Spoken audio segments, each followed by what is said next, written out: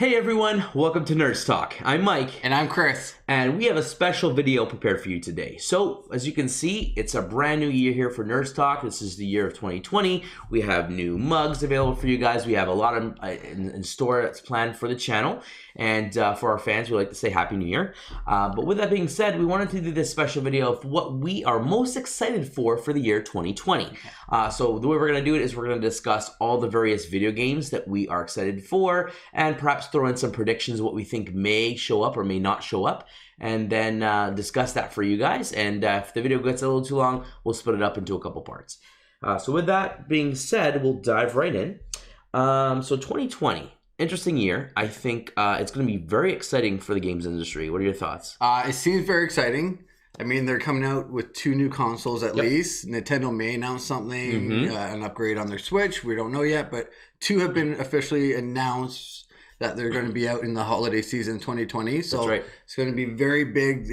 Competition's going to, arise again. They're going to see who's the tops in the console industry, what kind of games partnerships. Xbox been, exploding with, grabbing developers, bringing them in-house, partnering and getting more exclusives like PlayStation used to have. So it'll be interesting to see if 2020 causes more slide from PlayStation being on top to Xbox kind of equaling out or maybe even going above them.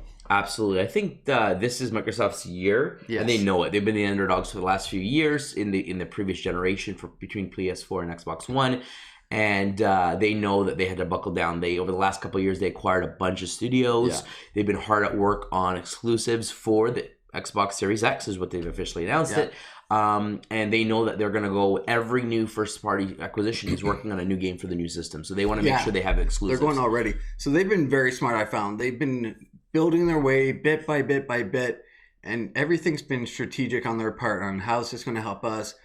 Thinking in the future, this is how our Xbox Series X is going to be, what it can was capable of, what kind of games will suit that best, and going after those developers and those game types, which is very smart for them. But they've been growing it bit by bit. Absolutely. So let's just start. We're on Microsoft right now. Let's just start through Microsoft. I know. So we're going to go through a bunch of games. They're not in any specific order on what we're most excited for. We're just going to discuss various Microsoft games, Sony games, and jump into Nintendo games as the list kind of takes us there. So I apologize if nothing's completely organized, but we're really excited to kind of go in and what we have in store for this year. Definitely. So with Microsoft, I guess we'll start off with the console. So we talked about, they're going to be announcing that this holiday season. We know it's launching along with Halo Infinite, which is one huge game. It's a smart way to, that's one of their masterpiece game and franchises. Yeah. So they've always had that exclusive, and that's what they should start the new system with. I think it's very logical. Absolutely. So I think it's pretty much where we know that they've kind of cut ties with the Kinect. They've given up on the whole entertainment box for the living room. It's all about games, which is what it should have been from the get-go. Yeah, and they didn't really go the VR route either, like PlayStation did or anything like that. They stopped at Kinects with the motion, and then just decided to go straight to just games. That's right. Controller. Now, Microsoft did dabble in the AR, augmented reality, but they never actually released anything, which is funny. So who knows if that might come up in the future, but I think they're going to double down on their Project X Cloud with their cloud streaming to compete with Stadia, although I hear that Stadia is not doing too well right now.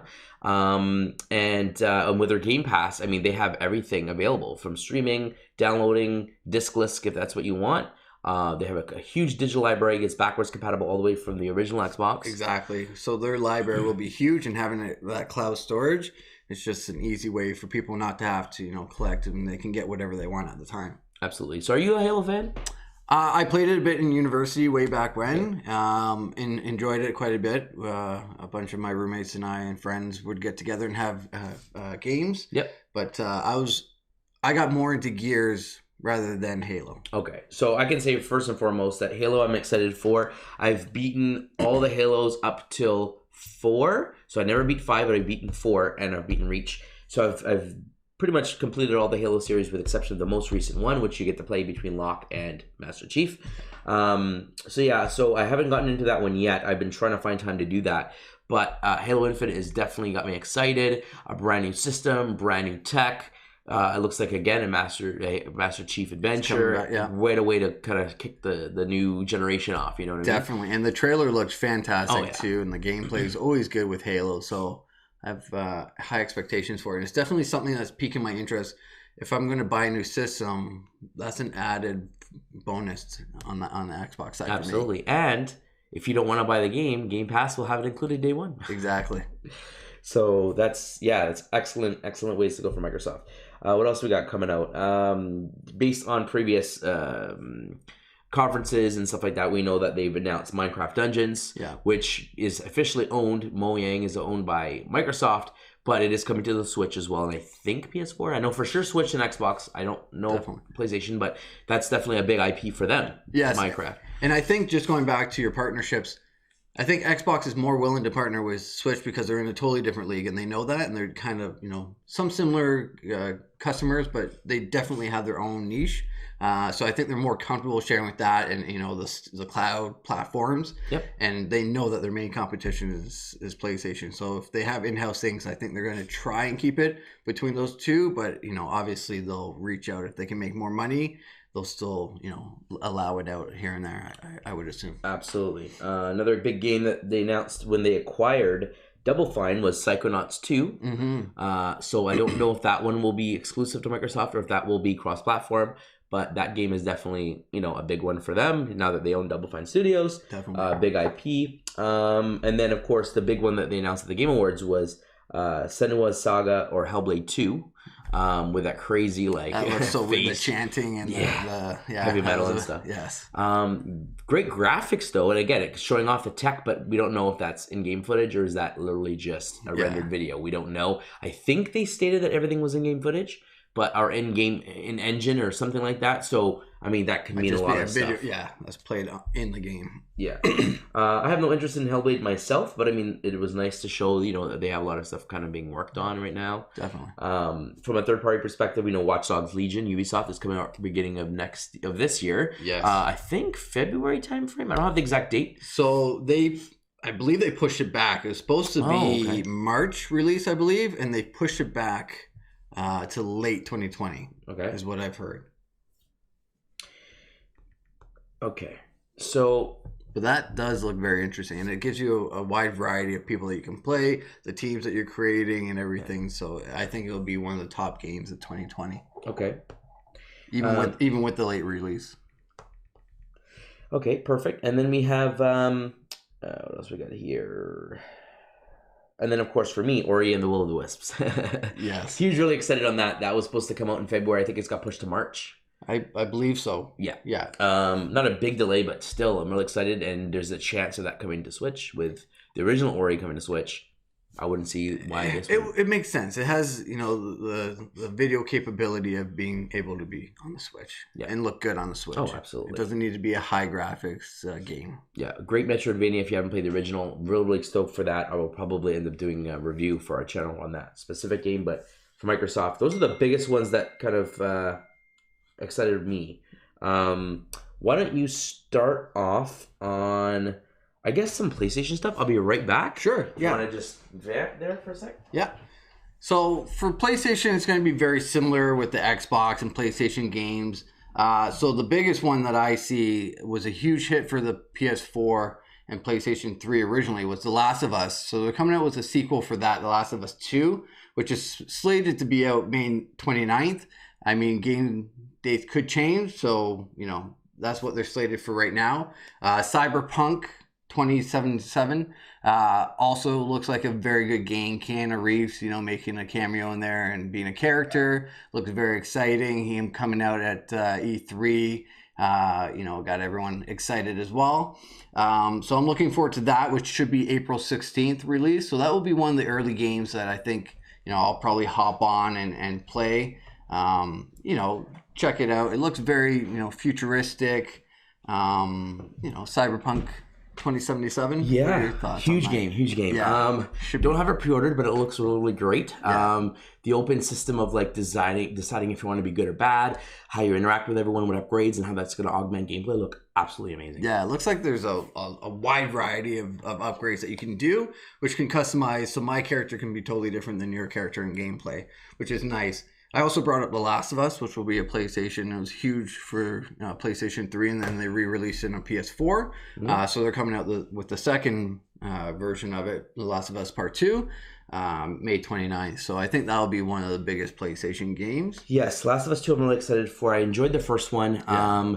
Got to that story. I was really amazed. I'm not a horror fan. Either so am I. zombie games are not my thing, but I basically had to dig through it. I wanted to get through the story so bad. I've heard so much good things that I'm like, I have to do this. And that was the thing. The gameplay, the story was so good that it, even for people that didn't like horror like us, forced themselves to play it To get through that get through and finish the story. And it was worth it. I thought it was worth it. It was a good story, and it left a cliffhanger open for a second one that they're creating now. Absolutely. So you talked about Cyberpunk 2077, talked about Last of Us 2. Yeah. Did you touch base on Ghost of Tsushima? That was my next one. All right. Summer 2020. That game looks fantastic. Now, is that a solid release date, or is that... So they just says summer right now? Because Last of Us is May, which is technically not summer, but Correct. that's as close to the summer as we're going to see. Yeah. I have a feeling they're going to probably delay that until the launch of PS5. That might be one of the ones that are Fall. on PS4. Yeah, or PS5, sorry. It looks like fantastic graphics. Yes. It's another From style game where it's basically like your Dark Souls, like your Jedi Fallen Order, a little bit more hardcore. But it's not just parry and block. There are like stealth. I think it's going to be grappling hooks and things like that. And oh man, it's really going cool. to be very, very big on the stealth aspects for certain levels, and you throw fire bombs and explosions and stuff like that. So I think the story is going to be really good on that one, and the gameplay is going to be fantastic. And there's going to be a lot of different variety that you can do. I'm sure there's going to be puzzles, grappling hooks, the different gadgets that you have, stuff like that. And then the sword play is going to be fantastic. Do you think that they will introduce a bow and arrow element? Because I know that in the Japanese they did have archers back then. Now you are a samurai, but there's no rule saying that you can't also be used a ranged weapon or something. I think it would make sense because you have the sword for the close range, the arrow for the longer range things, and then you have the grenades or bomb or smoke things for the mid tier, close to mid tier and distractions and stuff like that, and group play. So definitely would be very cool. Obviously, Watch Dogs will be on PS4 as well. Yes, or 5. I keep saying PS4 until they officially release the 5 one. It's not in my head, but the next console for PlayStation that will be on there. Another one that I guess that's not really PlayStation, so okay. Just cool. So we've got Final Fantasy VII Remake. Yes. It's a huge game for Final Fantasy fans, and it's going to be available on PlayStation 4. Absolutely. I believe it will also be on Xbox, but I'm not 100% sure. But I mean, they're definitely marketing it as a PlayStation game. Yeah. Looks great. I've never played the original Final Fantasy VII. I played Final Fantasy 1, 2, 4, and 5 in America, I think it was called. Because I know the numbers are all weird. But I played like the early up SNES versions, and so once they got into like PlayStation exclusive, I stopped. So I missed 7, 8, and et cetera, et cetera. It looks interesting. I'm intrigued. It's definitely not a day one buy for me, especially because they're releasing it in chapters. Yeah, that's a little different for me. I thought they were going to release the full game, or at least most of it together remade. But I think they're trying to push it more to get a little bit more money. And get that If you get chapter 1, you have to get chapter 2. Oh, yeah, absolutely. So they're forcing everyone to get and that. And it might be 5 chapters for all we know. Exactly. They don't know how many chapters are exactly. What else do we got here? Okay, so we have Dreams, which has been in works forever. I think the official release date is this year. I don't know the exact month, if it's February or March. Yeah, some don't have... definitely officially releasing this year, finally. After they had like a year of open beta or something, right? Yeah. Don't know if that's going to turn out to be anything big. I've seen some of the projects that people have made using their engine, and some of the games look phenomenal, but I don't know exactly what that's going to come up of, as far as, is it going to be a huge seller? I doubt it, but you never know what's going to come from that. We have Neo 2. I never played the original Neo, but got huge ratings. More of an independent style game, but it was huge, and it now has a sequel. So that one's coming out. Also kind of like I think it's been compared a little bit to like a Dark Souls kind of game, but I think it's side-scrolling. I'm not sure. Again, I have to look into it, but I know it's definitely a very popular game. Okay. Resident Evil 3, again, not a horror fan, so... No, I never got into that, but it did have its followers as well, and it's a big name IP, so it'll get a good gameplay, I'm sure. Absolutely. Now before we get into the Avengers stuff, We know that there's Doom Eternal that's coming out. We have Dying Light 2, which is a sequel to another great zombie-style game. Yeah. We have Gods and Monsters from Ubisoft, which looks great. And that's coming on PS4 and Xbox. I don't know if it's hitting Switch. I doubt it. But that one looks really cool. Yes. Very cartoony, but very like Greek kind of mythology kind of thing. Yeah. That one's definitely got my eye on that. And then they announced randomly, I think it was a month ago or a month and a half ago, the Lego Skywalker saga. Yes, the complete saga in one game. Yeah, so they've reached the Star Wars saga, which was the first 6 movies. Yeah. They released Force Awakens, which had Force Awakens content and some DLC, but nothing for Last Jedi. Last Jedi. And so this is the first game that will have Last Jedi and Rise of Skywalker in it, plus everything from before. Yeah, which is great. I'm actually probably going to get that for my son. He's played a little bit of the Lego ones, but never actually owned any of them. So it's just been playing with friends. So he's really enjoyed it. So I think getting the whole series for him in one disc. Perfect way to dive in. Exactly. From episode 1 to 9. Have all the characters on a disc. Exactly. Yeah. So he'll be happy that way, I think. And it's fun to play for kids and adults. So. Oh, yeah, absolutely. What do we got here? So, and then, of course, the big thing before we get into I'll jump into it now. So we have the Avengers game that's done by Squaresoft or Square Enix. And that's coming out in April or May? May, I believe. May. And that's going to be on PS4 and Xbox. Yes. Still not sure what's the best system to play it on. As of right now, I have it pre-ordered for PS4, but that game looks phenomenal. It looks like it's not going to be a Game of the Year contender based on footage that I've seen. Like there's some issues that have come up, kind of like Jedi Fallen Order has had some hiccups here and there. Still a great game, great story, but definitely not a Game of the Year contender. I think this will probably fall into that category, but I'm still very excited. Yes, it looks interesting. Have they announced whether it's just per level you can play, or can you pick each character for whichever level? Have they really? They haven't seen much about. I know that you will be playing a cast of characters in this campaign. Yeah. So there will be episodes or missions where you will be Cap or you'll be Black Widow, and it's not just Kamala Khan, even though the story follows Ms. Marvel essentially. Yeah. I do believe that you will be playing different characters in different missions. I don't know if it'll be a situation where you're on a mission and says select your team. I don't know. I think because it's so story focused, they want you to play the people that they want you to follow the story for, whatever that may be. Yeah. And again, if they have 2 or 3 people on a mission, it kind of makes you wonder, will there be co-op? We know that there's an online multiplayer component. That's right. I don't remember if they discussed anything about there being actual co-op or not. Not that I've read or seen, or that we've seen either. So it'll be nice to see once it comes out, if they have that feature, if they're going to release it later on. Absolutely. Or at all. Yeah. So that one's great. And then, of course, we have the PlayStation exclusive right now, Marvel's Iron Man VR experience. Yes. Again, if you don't have a PlayStation VR, you can't really take advantage of this yet. Who knows if this will kind of move over into Oculus and HTC Vive down the road. But it looked pretty cool when they first announced it, and then it's kind of in silence ever since. And then I find out it's actually coming out, I think, this February.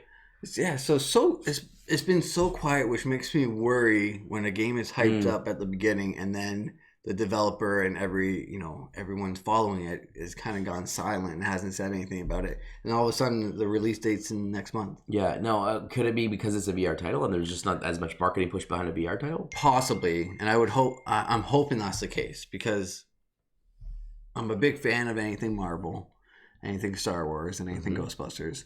So I'm hoping anything that comes out under those markets are good. Oh, yeah. So that creates more to come out. But, I'm hoping because it's VR that maybe it's died down a bit because they don't have the biggest market there. Awesome. So, I mean, and then, of course, the launch of the PS5. We know that it's coming as well. It's going to be holiday 2020. It could be October, could be November, but that's generally the window when it's fall. Yeah. We know that Microsoft hasn't given a date. They said fall. It says it'll launch with Halo. I think the speculation is that sometime in October. Yeah. We don't have an exact Which date. makes sense. That's a great time.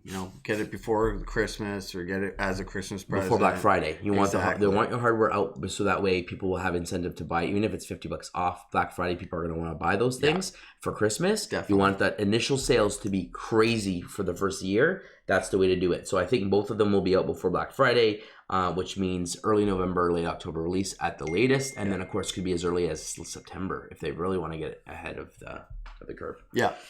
So PlayStation 5, I read some stuff where they talked about a few things like ray tracing, really fast or super intensive SSD drives, or hyperactive, as I can't remember the official term they use. 3D audio. Is that supposed to be Dolby Atmos? They don't specify. They have these weird terms. Haptic feedback controllers, very similar to what Xbox kind of announced. So they're like, oh yeah, we're playing in those same realms as the competition. With that being said, there isn't an official announcement yet. I assume they're going to wait until E3 to drop the bomb to make the biggest E3 possible. Yeah. Microsoft has officially let the name slip out. I don't know if they're going to completely unveil it at E3 or kind of get ahead of it. I think their gameplay has always been get ahead of it, everyone, especially PlayStation. Announce it early, tease it at the beginning, announce the name, show a little bit of how it will look roughly, and then try and get their name out there as much as possible as the early front runners. Yeah, I think what Microsoft will probably do is announce the release date at E3, the PlayStation will do the same, and then announce the price at E3. Yeah. So that way it's as close to the release window as possible, potentially within 3 to 4 months-ish. And so PlayStation, if they don't decide to do their own state of play and announce it before E3, and they announce it at E3, they got to announce the big system, announce the price, announce everything, and depending on the price, that could take the wind out of the sails, so to speak, if it's a high price. Whereas if they get the excitement for PlayStation out front, like Microsoft is doing slowly now with their Xbox, then come E3, it's literally just date and price. That's right. And they can handle that however they decide they want to sweep that under the rug if it's a situation Make it all where flash. but get the hype going, get the games going, and get everyone really excited. And so they don't, if there is a negative surrounding the price point, it's quickly overshadowed by all the crazy stuff that's coming out. Exactly. At least we know that Halo's going to be out with the Xbox Series X. So we know that that's going to be their centerpiece for the console. What is PlayStation going to use as their centerpiece? It's a huge question right now. No one really knows. I mean, there's speculation, but they don't really have that centerpiece game that is in development. Unless they push Ghost of Tsushima as a launch title. Yes. You're right. That's it. It's Last of Us 2, Ghost of Tsushima. Now, we do know, and this obviously would not be coming out this year, but in the next year or two, they are definitely going to have a God of War sequel and a Spider-Man sequel. Yeah. Hands down, that's it's not even a prediction. It's like a guarantee at this point. So they could announce that at E3. Yes. Unless it's been in development and they haven't announced it all because they want to do that huge bombshell of this is our console and surprise, under the table we've been working on this game and here is released with the console. So that's if they possible. do that, that will help bring all the hype back up towards them and really pump them up. So here's the thing. Very unlikely though. It's unlikely. So here's the thing. So a game, depending on the developer, depending on what they're working with, is generally going to be in development between 3 and 4 years, sometimes 5 years, depending on the developer. Correct. Now, Spider-Man and God of War both came out a couple years ago already. Yeah, 2 or 3 years ago? Would you say? Two. I think it was 2 years. So 2018. So if those games came out in 2018, and we've officially, let's say they started working on the sequel immediately. That's 2 years. Unless they're using the same game engine and the same assets they already have and expanding on it, they can turn on a sequel within a couple of years because it's just new voice work, there isn't really new animations. It's more like new cutscenes and then a new story and then new, you already have the foundation and then change the missions up, change whatever you're going to do. They can do that in 2 years. But if you're talking about we're going to go scratch, especially if it's a PS5 title, potentially, we're talking new hardware, we're not going to reuse the same game engine, or we're going to make it better, or we're going to improve on it, whatever it's going to be, then it's going to take a little bit more development time. That's why I don't think it'll be, at earliest, it's going to be 2021. That gives you 3 years. That seems realistic to kind of get something out there, or at least get one of the 2 games out there, and then the next one the following year. But it's hard to say. I mean, we know that the new Spider-Man movie comes out next year. Yeah. 2021. So it would be smart for them to have a new game come out the same year with all the hype of the new Spider-Man movie, to have the game come out that fall and say, you watch Spider-Man, well, here's a brand new game, and everyone jumps on it after the success of the first one. Yeah. What did they release with PS4 as their main title? Do you remember? You mean on the launch title? It was Resogun, which was like a indie, exclusive game. I think they had I can't remember that game series. It's basically it's a shooter game. I can't remember the game series name though, where they have like those weird masks with the eyes, the red eyes. I can't remember what it's called. But anyway, it was like an exclusive game there. It wasn't Destiny or anything. They came out later with their own console when that game was released. So yeah, it wasn't anything that was mind blowing. Like, oh my gosh, this is the best thing since sliced bread. Everything came out the following year, where the new Uncharted and all that kind of stuff. So it wasn't day one, and I mean, if they want to do it right, they want to get something going. So they did have The Last of Us, which came out on the PlayStation 3 that year, and the very next year they did a remaster. So it was a year apart. Yeah. So it came out that summer or whatever it was. PlayStation 4 launched that fall, and then the very next year, remaster. February, March, whatever it was, they really did a remaster. So it was within, a year span. Yeah. But they could do the same thing with Tsushima and say, here's a PS4, here's a PS5 version. True. Or they could just, I don't think they just pull it and say it's only on PS5, because a lot of people who have been excited would get angry of having to buy a whole new console for that. But it would potentially sell consoles for the better graphics and stuff. So it's hard to say what they're going to do, but I mean, Sony has been great with exclusives in comparison to Microsoft. Microsoft is shown that they are firing on all cylinders. They just got their Gears game out. Their Halo is on the way this year. Yeah. And then bam, there's rumors of Fable being in works. We know that there's a Harry Potter game that's been in the works for at least 3 years now. There's been no mention at any E3 the past 3 years. Not saying that's an exclusive, as I'm pretty sure it's being made by a third-party company, WB Games or whatnot. Yeah. But it could be a timed exclusive with Sony or Microsoft, depending on the partnerships that they form. Yep. We also know that there is a Batman game being worked on by Rocksteady. Was it WB Games Montreal? I think it was WB Games Montreal, but I think Rocksteady is also working on a Batman game. There's been some hints and teases about the WB Montreal game being a Court of Owls style Batman game, and there's been no word about what Rocksteady is. There's rumors about it being a Justice League game. There's rumors about there being Superman in it. There's been rumors about it being another Batman game. There's been all sorts of rumors speculating. We know that there's something coming out, but there's been no word, and I think this E3 will be the time to announce something. Even if it doesn't come out this year, it comes out next year. Yeah. Announce it. You have consoles coming out. You have these brand new crazy games. That's gonna this E3 is gonna be amazing. Yes. Yes. And we haven't even gotten to Nintendo yet. So yeah, I think it's PlayStation's E3 to lose. Xbox, like I said, right now is the underdog, and they seem to be doing everything right leading up to it.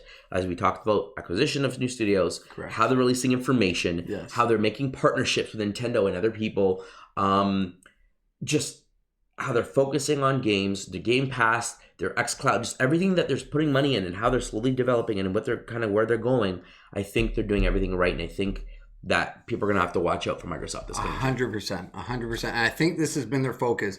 Get back into gaming, because before it was, it's like movies and, making that the system was not built, and they weren't thinking 100% towards gaming. Mm-hmm. And now they have totally turned that around 360, and all they're thinking about, 90% is gaming. How can we, make this better?